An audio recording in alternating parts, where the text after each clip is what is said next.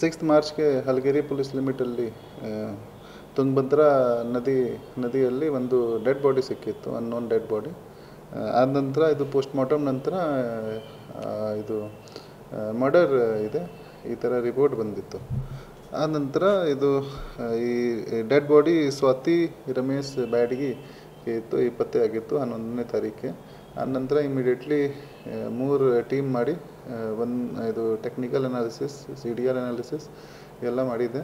ಅನಾಲಿಸಿಸಲ್ಲಿ ಇದು 3 ಆರೋಪಿಗೆ ಪತ್ತೆ ಆಗಿತ್ತು. ಒಬ್ಬ ಇದು ನಯಾಜ್, ಒಂದು ವಿನಾಯಕ್, ಒಂದು ದುರ್ಗಾಚಾರಿ.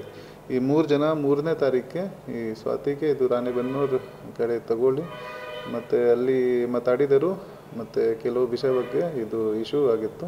ಆದ ನಂತರ ಇದು 3 ಜನ ಇದು ಮರ್ಡರ್ ಮಾಡಿ ಇದು ಒಂದು ಗಾಡಿಯಿಂದ ಇದು ಡೆಡ್ ಬಾಡಿಗೆ ತಗೊಳ್ಳಿ ಇದು ಹಲಗೇರಿ ಪೊಲೀಸ್ ಲಿಮಿಟಲ್ಲಿ ಅಲ್ಲಿ ತಗೊಳ್ಳಿ ಹೋಗಿದ್ದರು ಮತ್ತು ತುಂಗಭದ್ರಾ ನದಿಯಲ್ಲಿ ಬಾಡಿ ಡಿಸ್ಪೋಸ್ ಮಾಡಿದರು.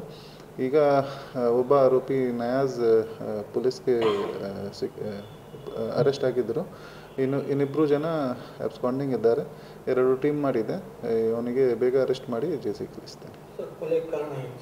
ಕೊಲೆ ಕಾರಣ ಇದು 4 ಜನಕ್ಕೆ ಇದು ಮೊದಲಿಂದ ಪರಿಚಯ ಇತ್ತು. ಕೆಲವು ಪರ್ಸ್ನಲ್ ವಿಷಯ ಬಗ್ಗೆ ಏನೋ ಇಶ್ಯೂ ಆಗಿತ್ತು. ಇದು ಎಕ್ಸಾಕ್ಟ್ಲಿ ಏನು ಕಾರಣ ಇತ್ತು ಇನ್ನಿಬ್ಬರು ಜನಕ್ಕೆ ಅರೆಸ್ಟ್ ನಂತರ ಖುಲಾಸೆ ಆಗುತ್ತೆ.